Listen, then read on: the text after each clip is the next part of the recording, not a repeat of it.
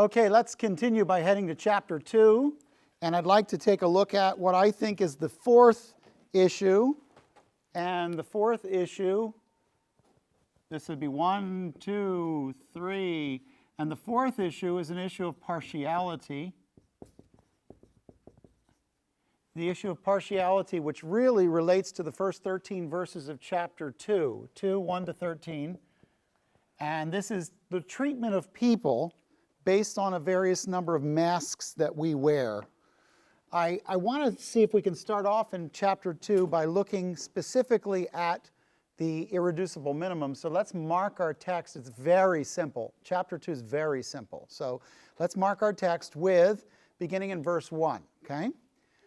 Do not hold personal favoritism.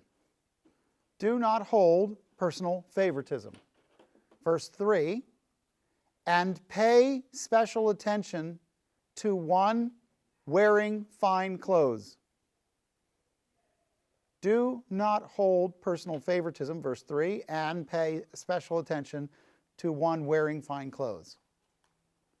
That's it for the whole first part. Second part of chapter 2 is verse 14. What use is it, faith but no works? Question mark. What use is it, faith but no works? Go down to verse 18, end of verse 18. I will show you my faith by my works. I will show you my faith by my works. In verse 24, man is justified by works and not by faith alone. Okay? Now, those obviously, verses 14 down to 26 are going to pick up another issue.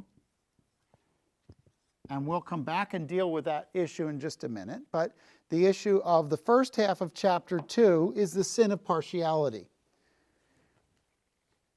In some of the storefronts in Venice, if you travel to Venice, you will see outside of Piazza San Marco, all over Venice are masks. They come from Carnevale, the carnival that became, goes all the way back to 1162 when people first began to have the time coming up on the Lenten season.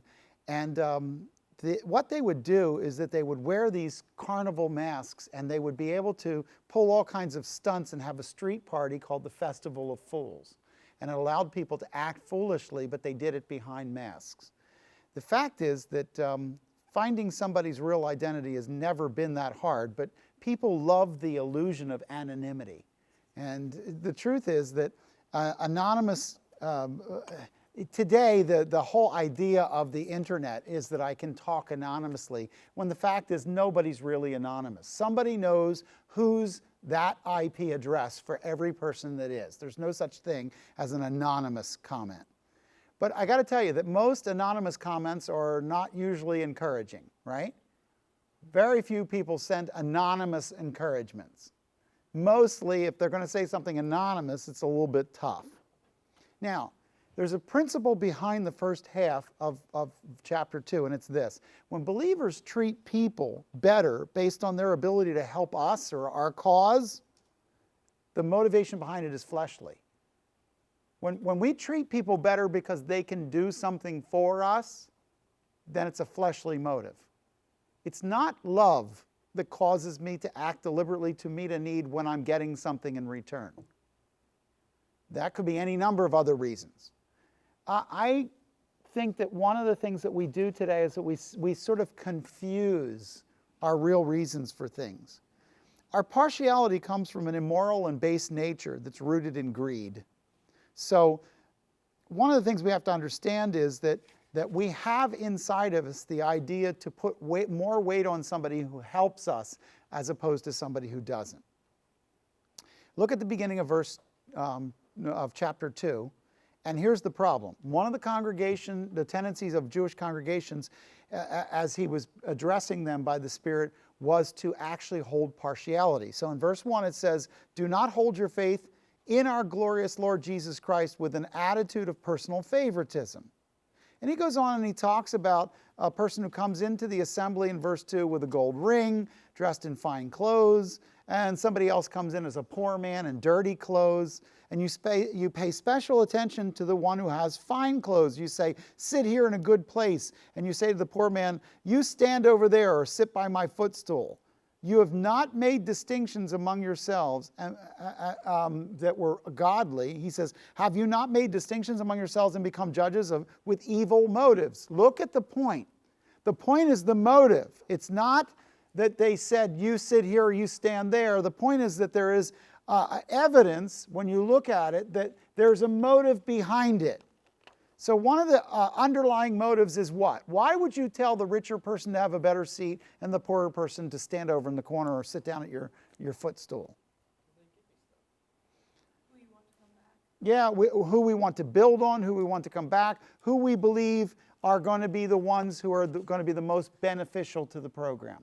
And we can, look, businesses can do this.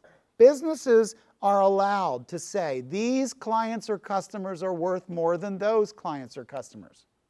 You're going to find out in business that many businesses will cut off clients that require too much of them but bring back too little. There's nothing wrong with that in business. The problem is the church isn't a business. So we come up with some problems that account for our behavior. Look at verses 4 and 5.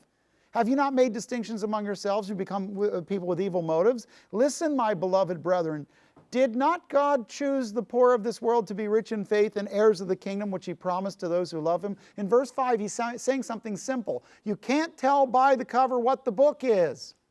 Some of the people that have the least in this world have the strongest connection to God in the next. So you can't look at a person and go, listen, you're going to walk in and out of here and you do it in a different way. 20-year-olds use partiality that isn't about money. It's about age. So when you walk into the room, don't assume the person with the walker has the least to do with your life. They may be the strongest prayer warrior you have. It is easy for you to write them off and say, they can barely get out of a chair. What can they do to help me? But your other 5 20-year-old friends aren't going to spend the time in prayer that lady's going to spend for you. So some of the strongest people in this room on a Sunday morning are the physically weakest people in this room on a Sunday morning. In fact, I would even argue that some who are sick, some who are late in their life and know it, are intimately connected to God in a way that you're not. You know why? Because they're expecting to see him anytime. And I want you to look at the fact that in verse 5, when you look at the outside of somebody, you're not seeing the richness of the gift of who they are to you. Now, verse 6 presents a problem.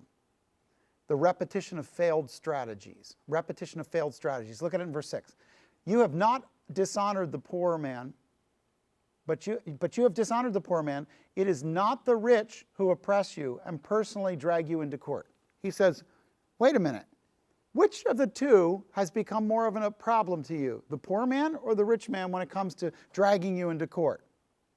Now, here's the thing. That may not be true of the wealthy in your life, but it is true of people that were back in the first century. That was clearly going on. James simply applies the logic to the situation of caring for the wealthy with greater zeal. He asks them to look back. In the first century diaspora, the scattering of Jews, he says, has this really worked? Has it worked to rely on the wealthy to do the great things for God? Would you be surprised to know, if we did a survey of Americans, who gives the most of their income to the Lord? Would you be surprised to know that it's the people in the poorer classes, not the people in the wealthier? Would you be surprised to see a YouTube where it's the homeless man that's willing to share his food much faster than the person who has plenty in abundance? The fact of the matter is, people who are on the low end of the economic scale are often those who are more open to sharing because they live their life based on sharing. Let me put it in a different way. I give tips. When I tip, I'm a 20% tipper or better. Why? Because I spent a lot of my life living on tips. When you spend a lot of time living on tips, you become a good tipper. By the way, I don't tip on it before tax. I just take the total bill and tip on the total bill. Now, Does that mean that's like the most holy thing? No, it's personally something I do because I lived on tips.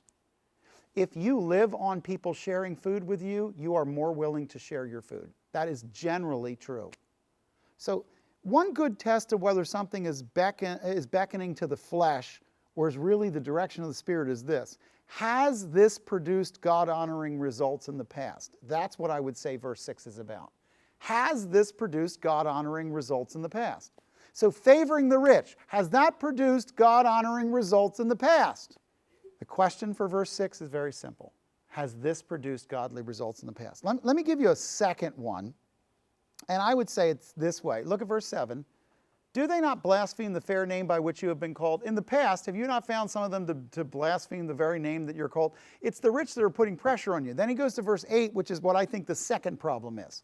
This is the sin rating game, not dating game, rating game, the sin rating game.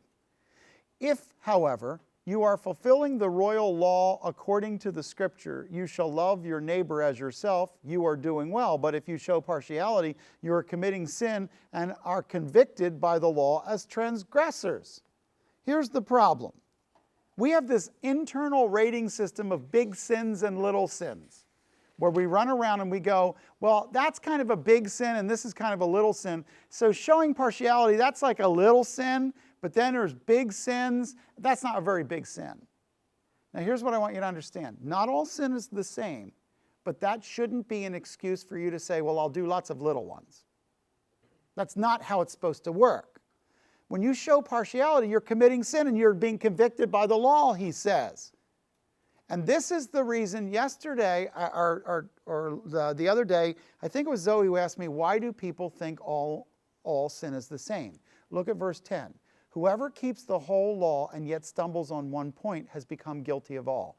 That gets taught in the church like all sin is the same. That's not what he's saying.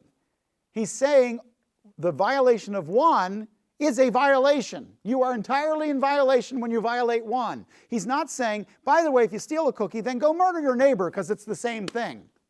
That's not what he's saying. That's not the logic of what he's saying. But here's the thing. All sin is equal in weight to divide you from God, but all sin is not equal in its weight. All of it will divide you from God. One sin will divide you from God, but not all sin is equal in weight. All of it's significant to God, however. Sin rating is sin minimizing. That's what it is. So that we can sort of make the heinous nature of sin in some area not so heinous because we really want it. Now go down and keep reading. It says, verse 11, for he who said, do not commit adultery, also said, do not commit murder. Now if you do not commit adultery but commit murder, you have become a transgressor of the law. He's not saying that those two are equal. What he's saying is both of them are violations of the law. And verse 12, so speak and act, and so act as those who are to be judged by the law of liberty. He says, one of the problems we have is that we live the wrong life. We end up, as he completes the passage, thinking that we have to live under a heavy weight. He closed in on the problem that still besets believers to this day, the problem of living like a slave to sin. We're not a slave to sin. The law of liberty is sin's right to you is broken. Romans 6, you do not have to serve sin. That's the law of liberty. When you read the law of liberty and you see, that is what it is. The law of sin and death, what is that? Because of sin, death came. And when somebody sins, somebody has to die for that sin. Sin kills. The law of liberty is sin has no dominion over you as a believer. That's the law of liberty. And what he comes back to is that the slavery that he's referring to is in relationship to conduct. The law of liberty then is the deliberate behavioral change that is enabled by the Spirit of God for you. Okay? So, when we come away, verse 13 says, judgment will be merciless to the one who has shown no mercy. Mercy triumphs over judgment. That is that in the end, it's not just love that wins, it's mercy that wins. That is, God will give you mercy. You will never get what you deserve. Thank God you don't. Okay? So here, he ends up by saying there's a sin of partiality. Let me go to the second half, and this is the definition of real belief. What is real belief? As opposed to false belief. And this is where he starts getting into faith and works and trying to decide between how do we define faith and how do we define works. Let me put it this way. I call 2:14-26 faking faith. There's a lot of people that fake faith. And really what he's doing is he's saying, and by the way, the longer I live, the more products are imitation. I'm not even sure what they're made of. Imitation crab meat. What is that? Is it plastic? I mean, what are we talking about? They whipped it up in a lab from some foam or something? The point is that there's an awful lot of people who are running around as imitation Christians, imitation people of faith. The fact is, he starts off and he says there's a question involved in it. What use is it, my brethren, if someone says he has faith but he has no works? Can that faith save him? There's a context to the question. The question is, if I theoretically believe that I'm surrendered to Jesus, but I don't act as though I am I? If I theoretically know that I am not a slave of sin, but I act like I am I?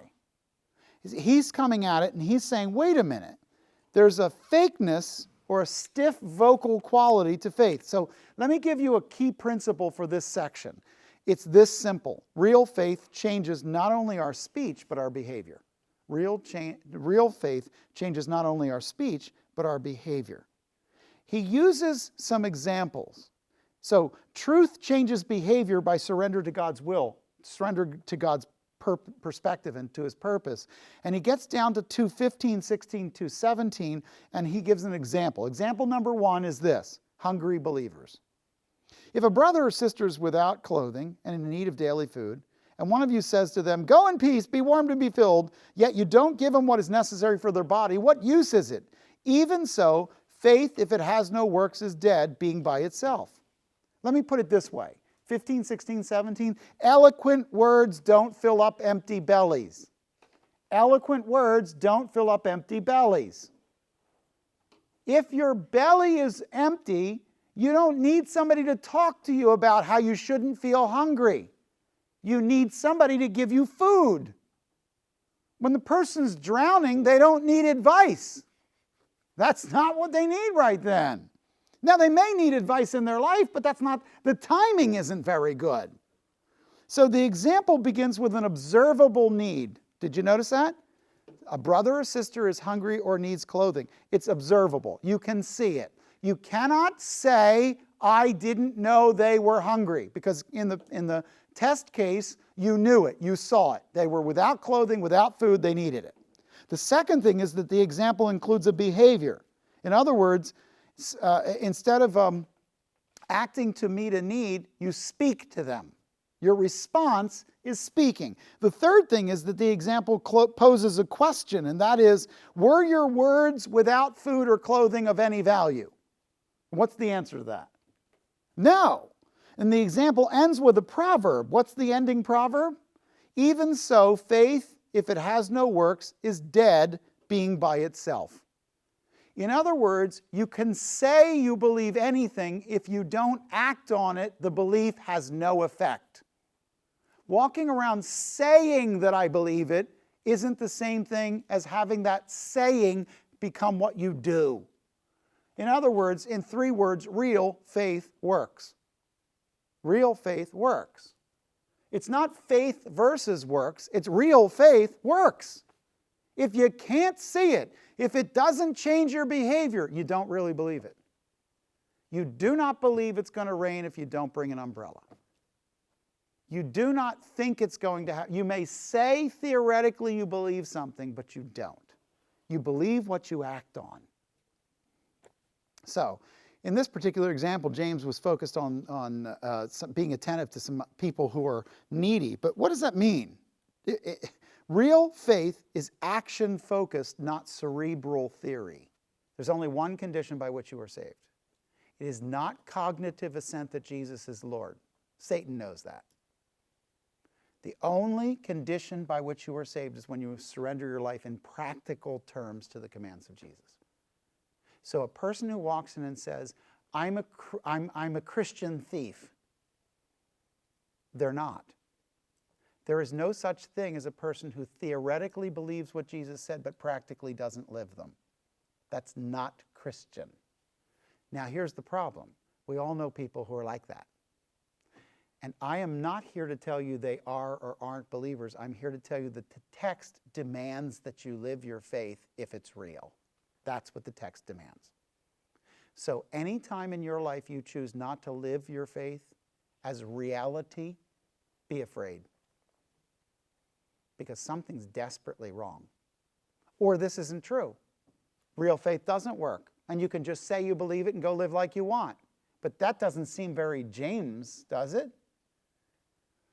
Now what's interesting is that the whole point of the passage is not to suggest that somebody can live like they want and call themselves a Christian, nor is it to run around cutting people off. There's a second example I want you to look at. It's in verses 18 to 20, and this is the theoretical theologian. You're going to meet lots of these. Someone may well say, and I underline say, you have faith and I have works. Show me your faith without the works, and I will show you my faith by my works. You will believe that God is one. Theoretical theology. You believe that God is one. Well, you do well. But the demons also believe and shudder. Are you willing to recognize, you foolish fellow, that faith without works is useless? He says, if you're going to proclaim that you're a believer because of the cerebral content of your mind, you just need to know that demons know more about God than you do. And, by the way, they're absolutely scared to death of him because they know what he's like and they know his power. So don't make that the basis of your going to heaven. I know that I'm going to heaven because I know in my mind and in my heart that God is a certain way and Jesus did this. That's the content, but that's not the faith. The biblical worldview, seeing it the way God says it is surrender of behavior because of that. Otherwise, Satan would be saved. He was there at Calvary. He knows what happened. He would be saved. So the theoretical theologian becomes a problem. Look at verses 21 to 24. Look at the Father Abraham problem. Was not Abraham our father justified by works when he offered up Isaac his son on the altar? Is that a yes or a no question, by the way? Is he anticipating a yes or a no to that question? He's anticipating a yes. You see that faith was working with his works, and as a result of the works, faith was completed or perfected. And the scripture was fulfilled, which says, and Abraham believed God, and it was reckoned to him as righteousness. And he was called a friend of God. You see that a man is justified by works and not by faith alone. Is he saying that you don't need faith to be saved? Do you need faith to be saved? Yes. What is faith? Okay, God glasses, seeing it the way God says it is. All right, now follow me. If I need a biblical worldview, then that needs to translate not just into my view, but how I respond. In other words, he's saying you don't have a biblical worldview if you don't live like it's true. You don't really see it is as God says it is if you don't adjust your life to be in conformity with that. Because Abraham believed what God said, he raised the knife. But he raised the knife. Was it the act of raising the knife that saved him? No. By grace through faith. It was faith that drove him to raise the knife. So ultimately, it's not the outward thing that happens, it's the inward thing that drives the outward thing. But here's the problem. If there's only an inward thing and not an outward thing, how do you know you have the inward thing? How did Abraham ever know that he truly believed God? He raised the knife. He took the step of obedience and obeyed God. It's not the obedience that saved him. It's the faith to see it that way that saved him. But he didn't know he had it until he did it. Okay? So I can say, let's say, Zoe, we're going to put you on the side of a cliff for a minute.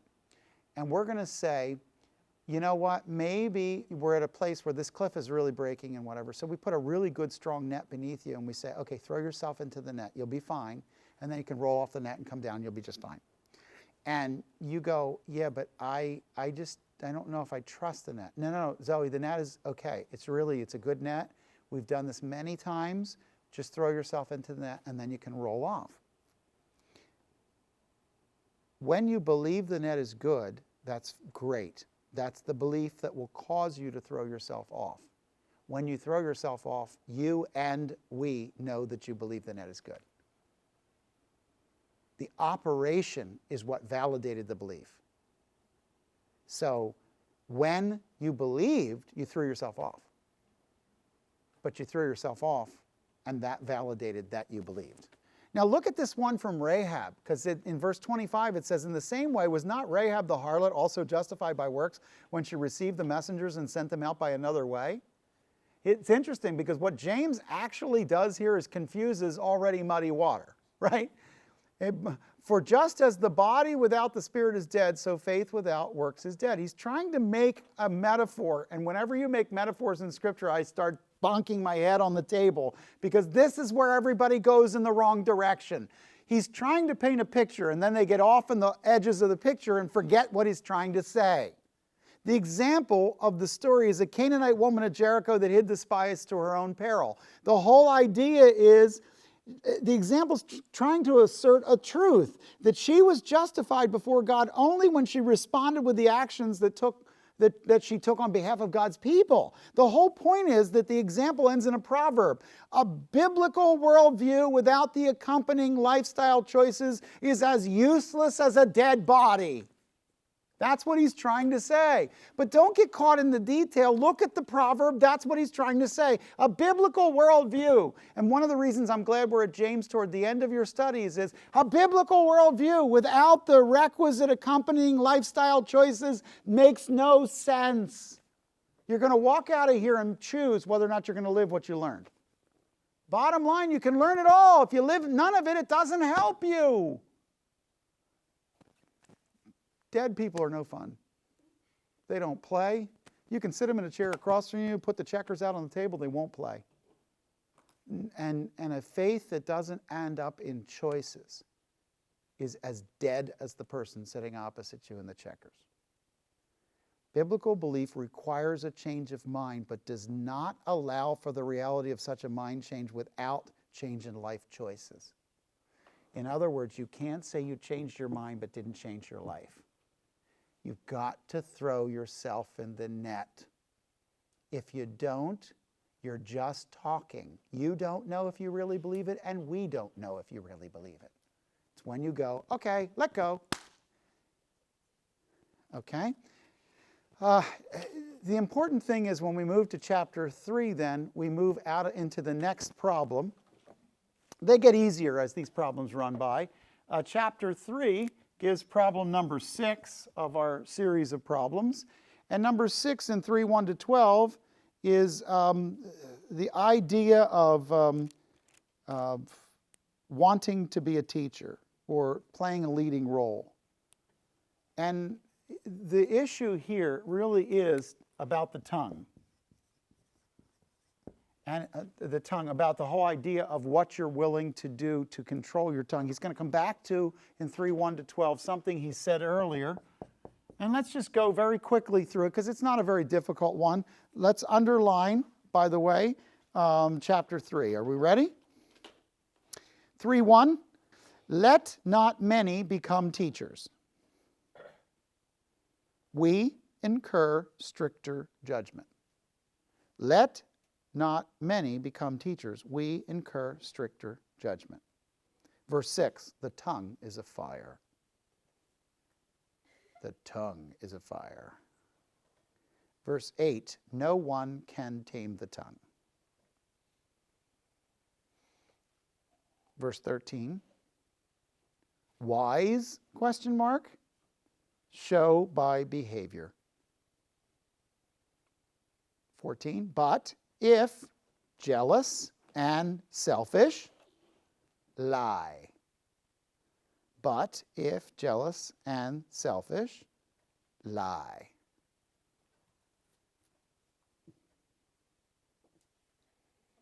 Now, I actually did at one point use the you out of your and just put you lie, and that can be helpful. You lie. Okay, verse 15. Wisdom from above.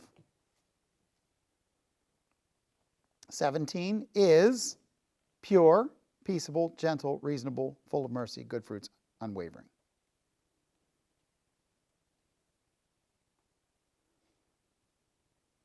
And I'm using all those adjectives, but really all I needed is wisdom from above is, and then you could put in the rest if you wanted to. All right, this is a pretty simple two-part chapter, 3:13 to 18.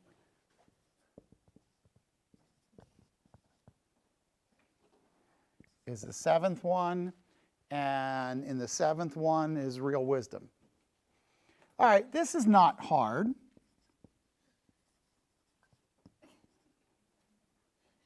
Man, I'm just having trouble speaking and writing today. Baby was up throughout the night last night, so go to 3:1 to 12. Here's the principle. The grand mark of maturity is the consistent ability to use your tongue well. Let's put it this way. Mature believers control their mouth. That's a grand mark of maturity.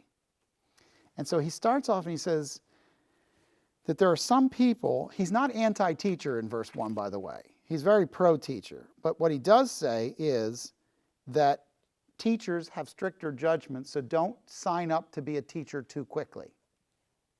Okay? Let me put it this way. The tongue is a window to the heart, and the heart shares the voices of both the spirit and the old man.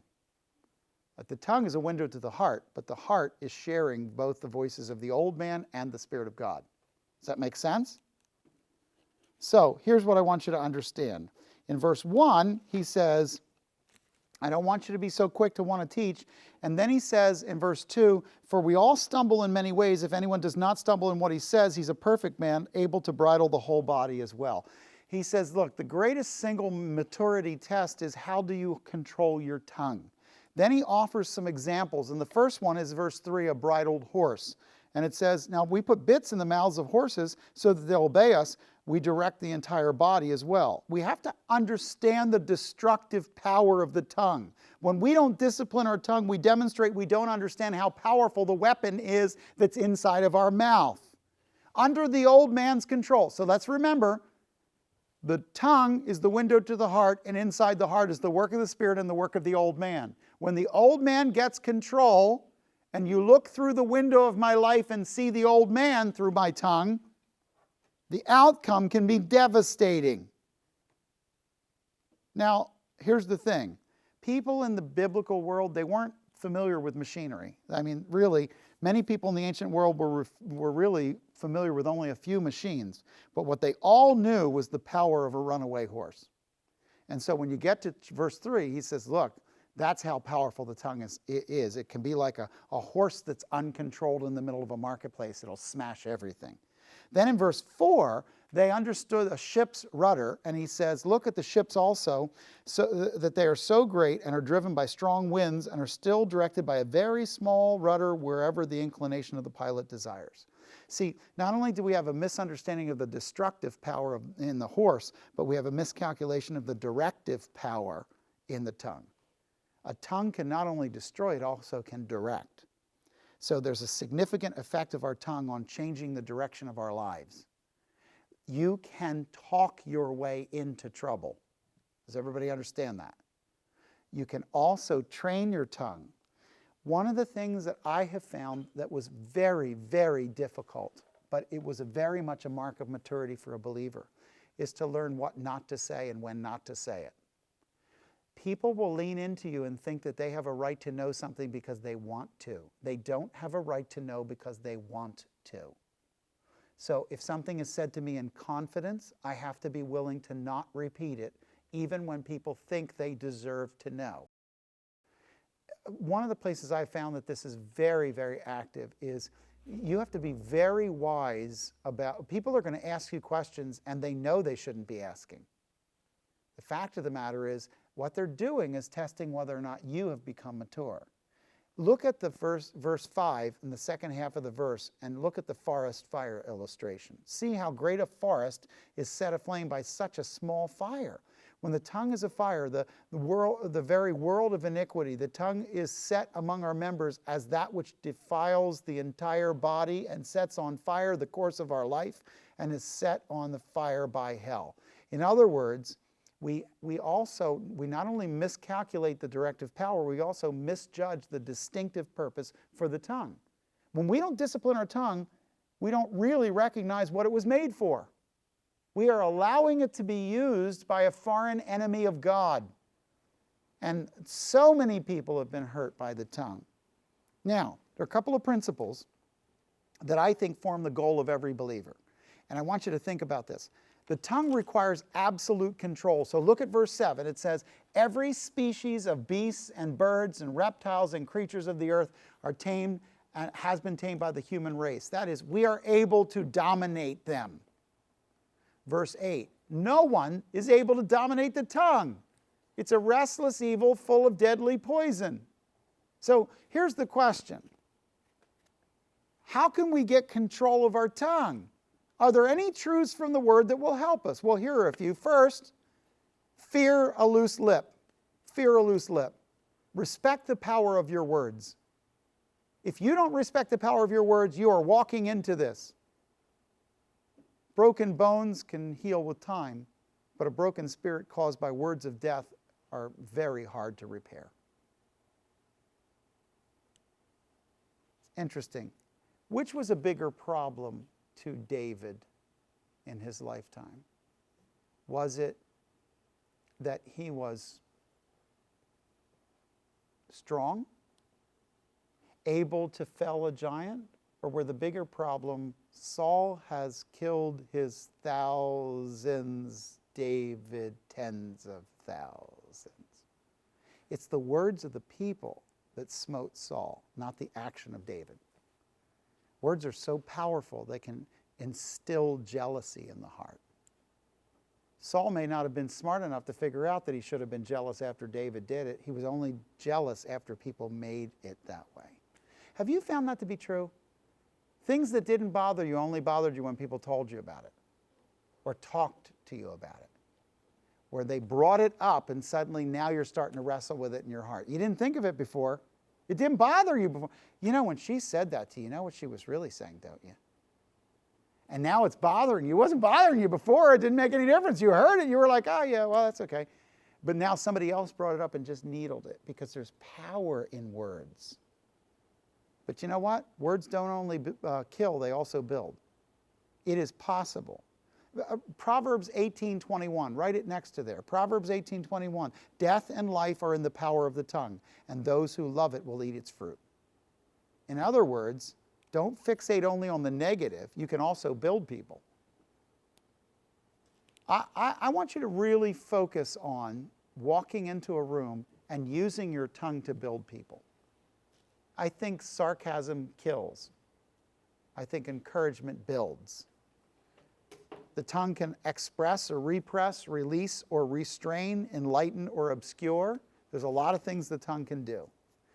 What's interesting to me is that Jesus even talks about in Matthew 5, you shall not commit murder. And then he goes on and says, whoever says of his brother, whoever says, you fool, that the tongue is actually a murdering device.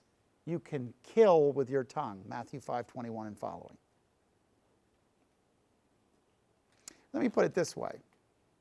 It's also, I think, worthwhile to note that when we limit our words, we also help ourselves.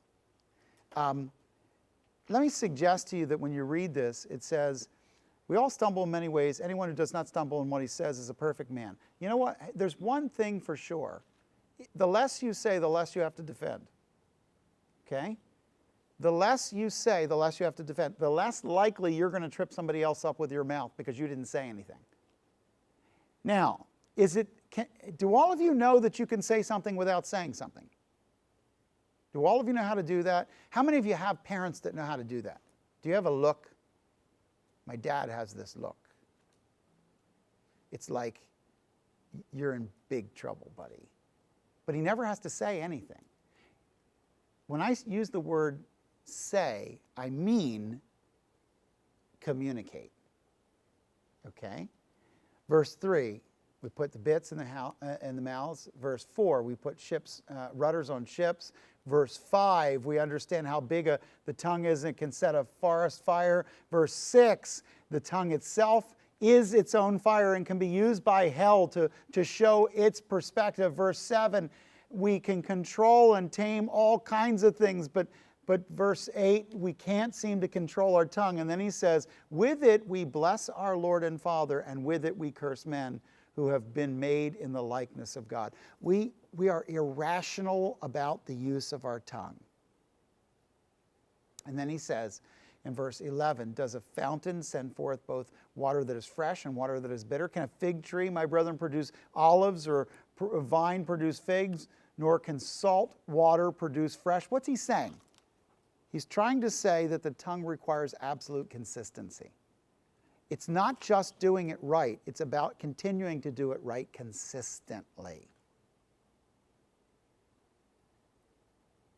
Serving Jesus is about how we discipline our lives. We've already determined that the works and behaviors of our life demonstrate our faith. He says in relationship to the tongue, it's a very specific use. Consistent, controlled, disciplined encouragement. That's what it is. All right, guys, when we get to chapter 3, verse 13 through 18, we realize that words aren't actually the problem. 3:1 through 12 make it sound like the issue is the tongue, but that's not actually the problem. That's the symptom of the problem. It's not the fact that they didn't speak well of one another. The tongue is a window of something else. What is it a window to? The heart. That's where the problem was. So the thing is, when you read about the mouth being a window to the heart and its condition, my eyes fall on the words from the end of James 3, and that's when they hit like a hammer. You can be very unhappy reading the words we're about to read, because if you go through a time of personal intense struggle and you look at this text, you can get to the point where you really will wrestle with God. Listen to the words. Who among you is wise and understanding? Verse 13. Let him show by his good behavior his deeds in the gentleness of wisdom. But if you have bitter jealousy and selfish ambition in your heart, do not be arrogant and so lie against the truth. This wisdom is not that which comes down from above, but which is earthly, natural, demonic. For where jealousy and selfish ambition exist, there is disorder and every evil thing. But the wisdom from above is first pure, then peaceable, then gentle, then reasonable, full of mercy and good fruits, unwavering, without hypocrisy. And the seed whose fruit is righteousness is sown in peace by those who make peace. And when I read these, I'm not really happy to hear about real wisdom, peaceable wisdom, productive wisdom. I'm not happy because when you go through a really tough time, and you're really wrestling with the sin of people, what's easy is to become outraged by what's going on in our world. Sometimes I get angry at the mob mentality that descends on people as they pummel innocent people. Sometimes I get angry with fellow Americans because they seem intent on justifying hatred against my country. Sometimes I get angry and disgusted when I see a photo of a dying young man who served his country and then became a simple political football for some kind of newsreel. Sometimes I hurt for my family. I'm sickened by the kinds of things I see. So I find myself caught up and not always able to be at peace. If I tried, I think I could get you to rally behind me with some of the things that I think. There's a lot of anger out there. There's a lot of rage. Look at verse 13. And here's the thing. I have to step back and I have to realize something that's really hard. The hard thing I have to realize is that there has to be a gentleness to wisdom. Let me go to 3:13. Wisdom is 3 things and 13. Wisdom is first practical, wisdom is second persuasive, and wisdom is third polite. Let me go for practical. It is behavior and work, not simple theory and word. It's something people can see. Verse 13, let him show his wisdom.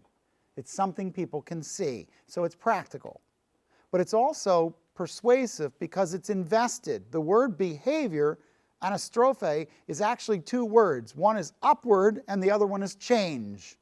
The idea of behavior in the passage is behavior that pulls people upward to positive change. Let him show by drawing people upward to positive change his wisdom. How about the last one? Protes, humility, gentleness. Wisdom is polite. It's polite because it's informed. The world has plenty of propaganda, but what we need to pass on to one another is not propaganda. What we need is gentle wisdom. Now, in verses 14 through 16, I want you to notice some things. Verse 14, but if you have bitter jealousy and selfish ambition in your heart, do not be arrogant and so lie against the truth. The wisdom is not that which comes down from above, but is earthly, natural, demonic. Wisdom from God is not sharp-tongued. The word pikron, bitter, is both sharp and bitter.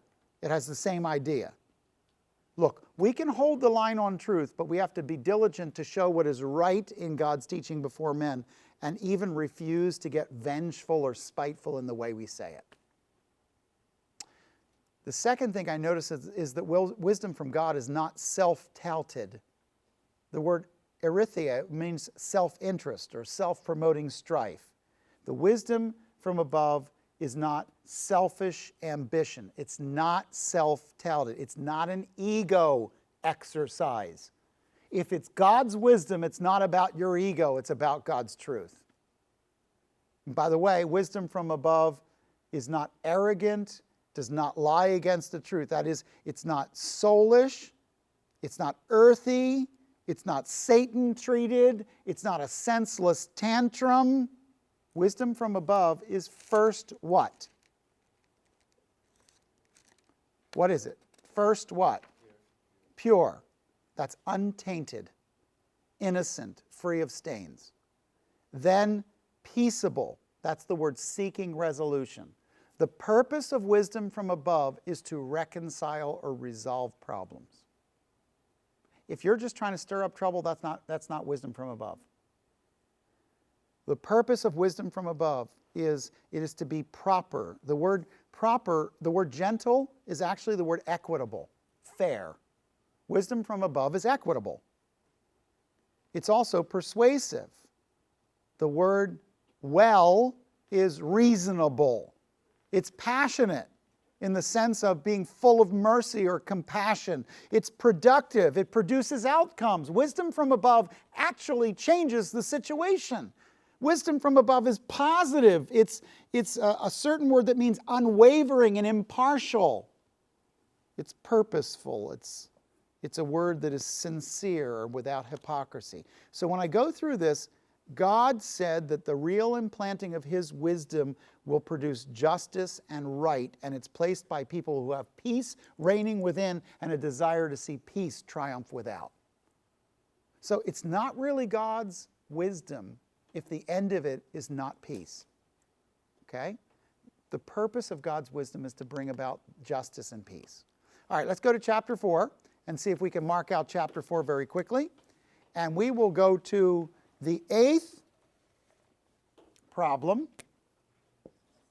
And the 8th problem is selfish fights.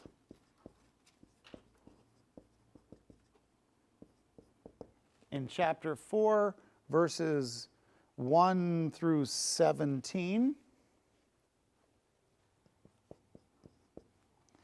And the 9th problem will be in chapter 5, verses 1 to 6. And we'll just do the first one, and we'll come back and do the second one after. All right, let's mark out chapter 4 very quickly. In fact, I think we could probably go through and mark 4 and 5 all at one time, right? All right, chapter 4. What is the source of quarrels and conflicts among you? Question mark. Verse 2, you lust. You lust. Verse 3, you ask and do not receive because wrong motives. You ask and do not receive because wrong motives. Verse 7. Submit therefore to God, resist the devil, and he will flee from you. The whole verse. Verse 8. Draw near to God, and he will draw near to you. Cleanse hands, purify hearts. Cleanse hands, purify hearts. Verse 9. Mourn. Verse 10. Humble yourselves. Verse 11. Do not speak against one another. Verse 13, you who say, today or tomorrow we will go to such and such a city and spend a year there. Verse 14, you do not know what your life will be like tomorrow. 15, instead say, if the Lord wills. Verse 17, one who knows right thing and does not, it is sin. One who knows right thing and does not, it is sin. 17, one who knows right thing and does not, it is sin. Chapter 5, verse 1, rich, weep and howl. Rich, weep and howl. Verse 3, middle of the verse, rust will be a witness against you. Verse 4, pay of the laborers withheld cries out against you. Pay of the laborers withheld cries out against you. Verse 5, you live wanton pleasure. You live wanton pleasure. Verse 6, and put to death the righteous man. And put to death the righteous man. Verse 6. Verse 7, be patient until the coming of the Lord. Be patient until the coming of the Lord. Verse 8, coming is near.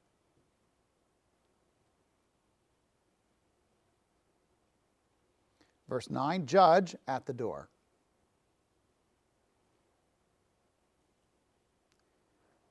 Verse 11, we count those blessed who endured. Verse 12, do not swear, oath, but your yes is to be yes.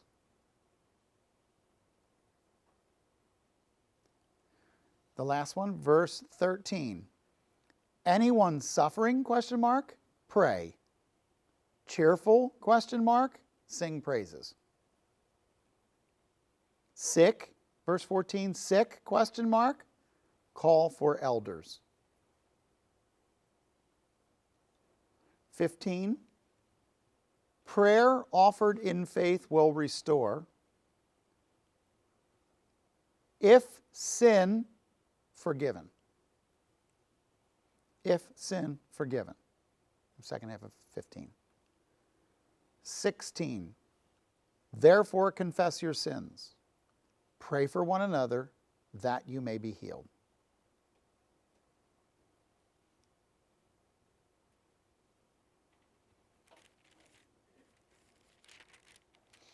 Okay, let's go back and deal with now let me see where I put my, here it is. The first problem that we're going to deal with is selfish fights very quickly and in 2 minutes or less. Okay? He argues that at the source of conflicts with believers, the resolution toolbox that has been provided by believers is, first of all, we have to understand what the conflict really is. There's a reason believers fight with one another. What's the reason? In verse 1. The problem between us is a problem within us. The problem between us is a problem within us. What do I mean? I mean, believers fight, there's a fight between believers because there's a fight inside the believer. He says the source of conflicts between you is your lust inside you. So verse 2 says that the problem is inside me, not just beside me. We have to get to the place where we understand troubles arise, and we have to identify those who are involved in the struggle. So here's the thing. It says, what's the source of quarrels and conflicts among you? Is not the source your pleasures that wage war in your members? I want things I shouldn't want, therefore I struggle with people. I want fortune, fame, power, or pleasure that are not mine.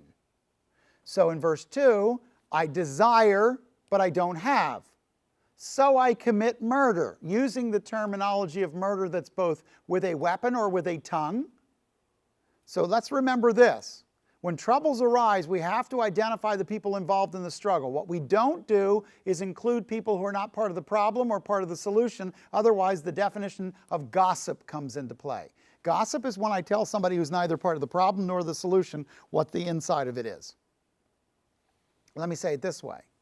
When parties are identified, each have to be carefully encouraged to look within before they look at the other guy.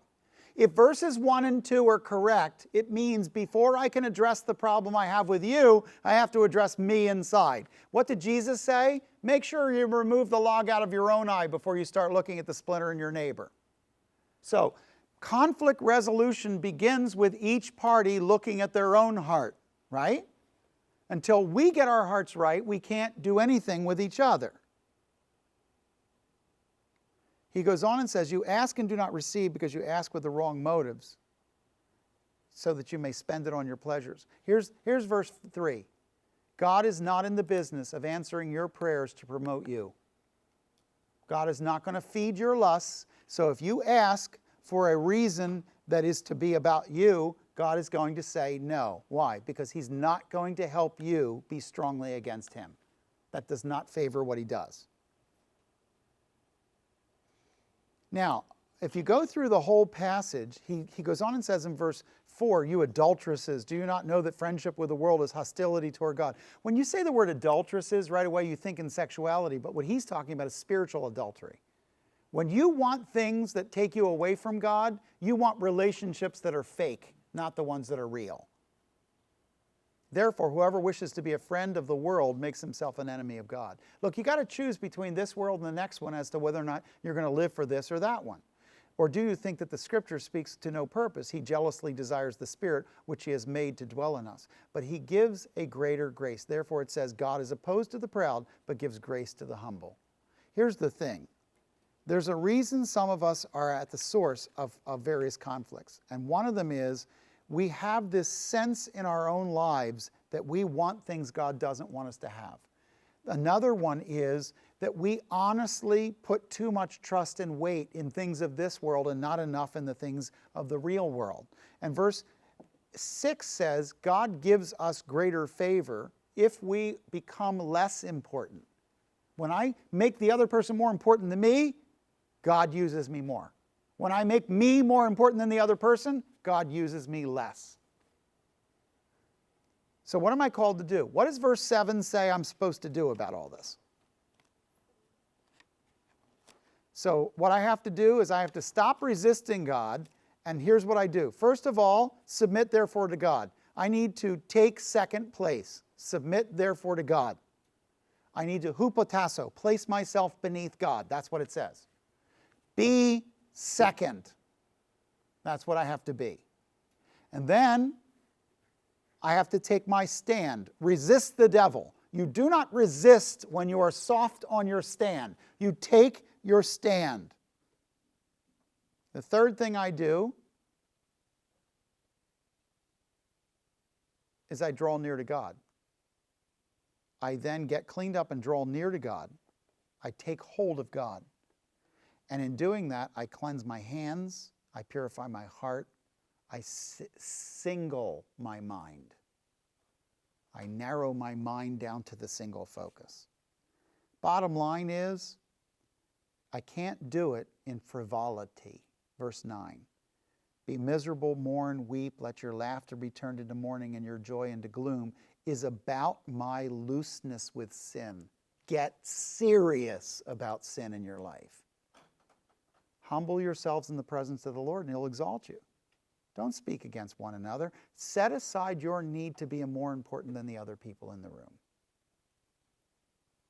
Recognize there's only one lawgiver in verse 12, and he says, I want you to recognize that God is in control. Don't run around saying, I'm going to do this, I'm going to do that, this is my plan. Stop. God is in control. I want you to stop and understand that if the Lord wills, then I'll do it. If the Lord doesn't, then I won't. In other words, I walk out of chapter 4 with a sense that I know that God is in control. I'm not in control. And then he says this. If I know that there's a right thing to do and I refuse to do it, I sin. So I not only have to be involved in the process of walking away from things God doesn't want me to do, I need to be involved in doing the things God has called me to do. So all of this starts with a selfish fight. But here's the bottom line. Your takeaway from the whole chapter is very simple. The problem that comes between us happens because of a problem within us. If each of us will deal with the problems within us and walk under the lordship of Jesus Christ, we won't have problems between us. The problems between us get less when the problems within us get straightened out with God. So when people are walking with God, they have the ability to restore unity. When people are not walking with God, strife exists everywhere.